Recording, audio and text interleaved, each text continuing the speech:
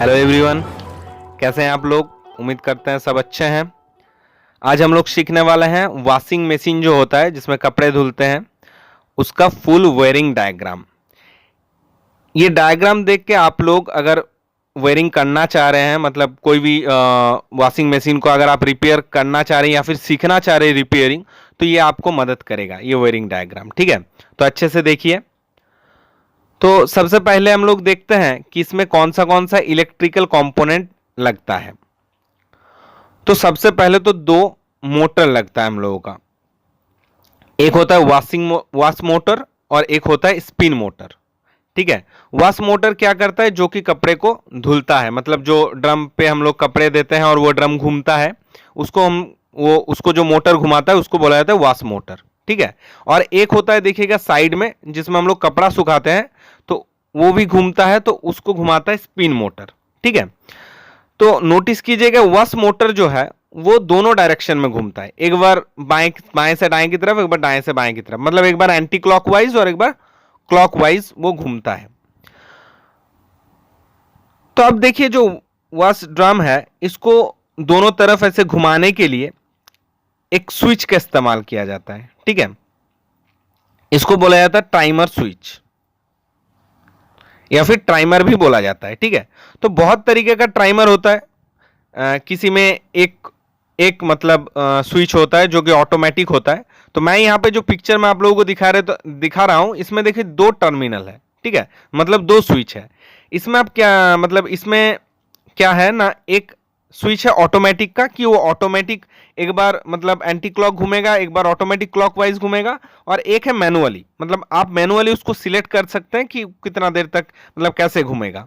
ठीक है, अब देखिए जो स्पिन मोटर है, अच्छा एक बात बता देता हूं, पिक्चर में मैं जो स्विच इस्तेमाल किया हूं इस मतलब ऐसा ही होगा ये कोई बात नहीं। दूसरे तरफ का भी टाइमर मतलब दूसरे तरीके का भी टाइमर होता है, उसमें वायर भी अलग अलग रह सकता है। उसमें आपको मैनुअल में लिखा रहेगा या फिर स्विच के ऊपर भी लिखा रहेगा कौन सा क्या कनेक्शन है।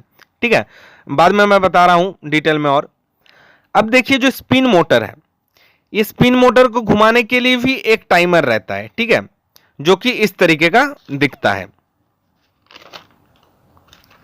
अब देखिए ये जो दो मोटर है ये सिंगल फेज वाला मोटर है। तो जो ऑलरेडी इस काम में मतलब इलेक्ट्रिकल काम में जो लोग हैं उनको पता है कि सिंगल फेज का जो मोटर होता है उसको घुमाने के लिए एक कैपेसिटर चाहिए। तो वॉशिंग मशीन में भी आपको एक कैपेसिटर मिल जाएगा। ठीक है, लेकिन इसमें जो कैपेसिटर मिलेगा वो आपको 4 वायर वाला मिलेगा, तो उसमें घबराने का जरूरत नहीं है। इसमें क्या होता है ना, दो मतलब कैपेसिटर एक में इनबिल्ट रहता है, मतलब दोनों को पैक करके एक कैपेसिटर बनाया है, दोनों का दो दो करके 4 वायर टोटल रहता है। ठीक है, तो जैसे कि मैं पिक्चर में दिखा रहा हूं, थोड़ा जूम करके रुकिए एक सेकेंड। तो ये देखिए इसके ऊपर देखिए लिखा हुआ है कि इसमें दो कैपेसिटर है। देखिए ऊपर में एक लिखा है R इजिकल टू 10 और Y इजिकल टू 10, मतलब ये जो रेड वायर है और ये जो पीला वायर है, ठीक है, लाल और जो पीला वायर है ये 10 म्यू का है। ठीक है, और ऊपर में जो ग्रे मतलब देखिए नीचे लिखा हुआ है G मतलब ग्रे, G इजिकल टू 5 और W मतलब व्हाइट इजिकल टू 5, मतलब ग्रे कलर का जो वायर है वो 5 म्यू का है और व्हाइट वाला 5। मतलब इस कैपेसिटर के अंदर दो कैपेसिटर लगा हुआ है, जिसका एक वायर है रेड और येलो जो कि 10 म्यू का है, और एक है ग्रे मतलब ऊपर वाला ग्रे और व्हाइट जो कि 5 म्यू वाला है। तो यहां पे मैं एक बात बता देता हूं, जो हाई वैल्यू का है वो लगेगा आपका वॉश मोटर में, ठीक है, जो कि वॉश करता है, और जो लो वैल्यू का है वो लगेगा आपका स्पिन मोटर में।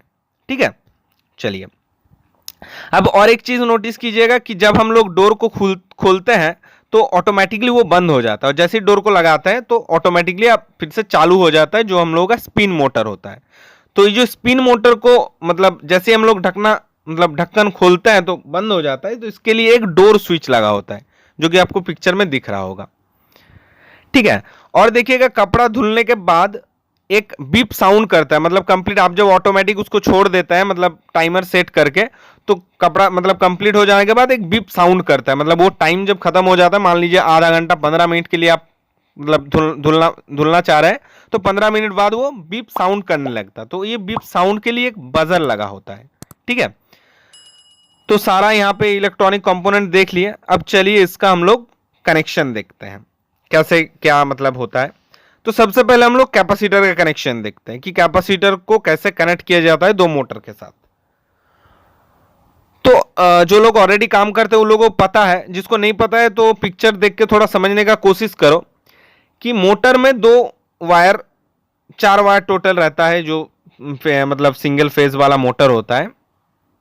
एक कॉमन कर देता है दोनों को मिला के, और एक रनिंग वायर और स्टार्टिंग वायर, जैसे कि फैन में होता है। सीलिंग फैन में आप लोग देखे होंगे कि एक स्टार्टिंग मोटर होता है, एक रनिंग मोटर होता है और एक कॉमन होता है। तो यहां पे मैंने रेड जो वायर है ये रनिंग के लिए लिया हूं, येलो जो वायर है ये मैं स्टार्टिंग के लिए लिया हूं, और ब्लैक जो है कॉमन लिया हूं। ठीक है, दोनों में, तो दोनों मोटर में। तो अब मैंने पहले ही बता दिया, तो मेरा जो कैपेसिटर है उसका जो रेड और पीला, मतलब लाल और पीला वाला है वो हाई वैल्यू का है। तो हाई वैल्यू वाला हम लोग किसके साथ कनेक्टेड करेंगे? वाश मोटर के साथ। ठीक है, और ग्रे और व्हाइट वाला किसके साथ कनेक्ट करेंगे हम लोग? स्पिन मोटर के साथ। क्लियर? अब देखिए, अगर बाई चांस स्पिन वाला मोटर देखे कि उल्टा घूमने लगा है, इसका तो छोड़िए, ये तो दोनों तरफ घूमता है, लेकिन स्पिन वाला मोटर अगर आप देखेंगे उल्टा घूम रहा है तो कैपेसिटर को आप चेंज कर दीजिए। मतलब इसका जो रनिंग और स्टार्टिंग वायर है इसको आप ऑल्टरनेट करके एक बार लगा के देखिए। ठीक है, क्योंकि ये अगर उल्टा हो जाता है तो उल्टा घूमता है। अब ये हम लोगों का कैपेसिटर का कनेक्शन हो गया कंप्लीट। चलिए अब देखते हैं सबको क्या देना पड़ेगा हमको, फेज और न्यूट्रल, और एक अर्थिंग का पॉइंट होता है। तो चलिए देख लेते हैं। एक प्लग पॉइंट है हम लोगों का, तो प्लग पॉइंट से जो फेज है ये सीधा हम लोगों का आता है स्पिन मोटर में। ठीक है, सॉरी स्पिन मोटर नहीं, स्पिन मोटर का जो टाइमर होता है उसमें आता है। ठीक है, स्पिन मोटर के टाइमर में आता है, फिर टाइमर के आउटपुट से ये निकल के कहा जाता है डोर स्विच में। अब देखिए, डोर स्विच में 3 टर्मिनल आपको मिल सकता है, ये आप मल्टीमीटर से बीप रेंज में रख के देख लीजिए कौन सा बीप आ रहा है। ठीक है, तो वो दोनों को पकड़िए, बाकी एक को छोड़ दीजिए। ठीक है, मतलब एक नॉट कनेक्टेड रहता है। तो यहां पे मैं पकड़ लेता हूं, पहले वाला और सेकंड वाला है, थर्ड वाला मेरा नहीं है। तो स्पिन मोटर का जो आउटपुट है वहां से निकल के फेज कहां आएगा? डोर स्विच में। फिर डोर स्विच से वो कहां जाएगा? स्पिन मोटर का रनिंग वायर में। ठीक है, अगर आपको यहां पे दिक्कत हो रहा है रनिंग और इसमें, तो चेंज करके आप देख सकते हैं कैपेसिटर को।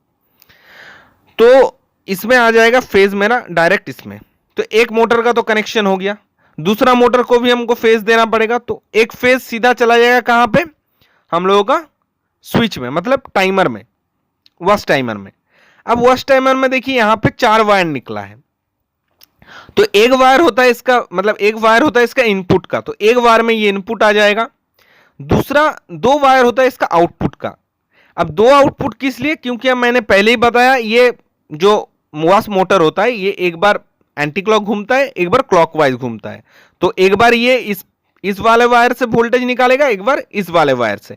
तो ये दोनों वायर को आपको निकाल के एक रनिंग में लगा देना है, एक स्टार्टिंग में लगा देना है। ठीक है, क्लियर हुआ? अब चलिए नेक्स्ट जो वायर बचा वो क्या करता है ना, जब फुल हो जाता है तो ये वाला वायर माइक जो है इसको फेज दे देता है। ठीक है, तो माइक बजने लगता है। अब आप लोग जानते हैं इलेक्ट्रॉनिक्स में फेज के साथ साथ क्या चाहिए? न्यूट्रल भी चाहिए। तो न्यूट्रल का कनेक्शन अभी देख लेते हैं। तो न्यूट्रल जो है, सबसे पहले मैं कनेक्ट कर लेता हूं न्यूट्रल को बजर से। बजर को न्यूट्रल मिला, न्यूट्रल के बाद फिर वाश मोटर को, वाश मोटर के बाद फिर स्पिन मोटर को। तो सबको फेज न्यूट्रल दोनों मिल गया, काम करना स्टार्ट कर देगा। अब बॉडी अर्थिंग, अब एक्स्ट्रा करंट क्या करता है? बॉडी में दौड़ता है, क्योंकि लोहा का बॉडी है मोटर में। तो अर्थिंग का जो पॉइंट है ये सीधा हम लोग डाल देंगे कहां पे? स्पिन मोटर और वाश मोटर के बॉडी के साथ, ताकि बॉडी अर्थ ना हो। तो चलिए आज का वीडियो यहीं तक था। अगर आप लोगों को वीडियो अच्छा लग रहा है तो शेयर कीजिए, लाइक कीजिए, और मेरे साथ बने रहिए। और नए हैं तो जरूर सब्सक्राइब करके जाइएगा। ठीक है, और बताइए आप लोगों के वहां पे गर्मी कैसा है? हम लोग यहाँ पे तो बहुत ज्यादा गर्मी है, इसके चलते हम लोग ज्यादा वीडियो बना भी नहीं पा रहे हैं। तो चलिए, thank you guys, thank you for watching. और हाँ, कोई भी दिक्कत आ रहा है तो कमेंट में हम लोगों को पूछिए, कोई भी क्वेश्चन होता है, और कोई भी आप लोगों को माइंड में अगर वीडियो इस तरह का आपको चाहिए, कोई दूसरा कंपोनेंट का या दूसरा मशीन का, तो वो भी कमेंट में लिख दीजिए। मैं उसका भी ब्लॉक डायग्राम या फिर जो ये कनेक्शन का डायग्राम है या फिर वायरिंग डायग्राम है वो आप लोगों को प्रोवाइड कर दूंगा। तो चलिए guys, thank you for watching.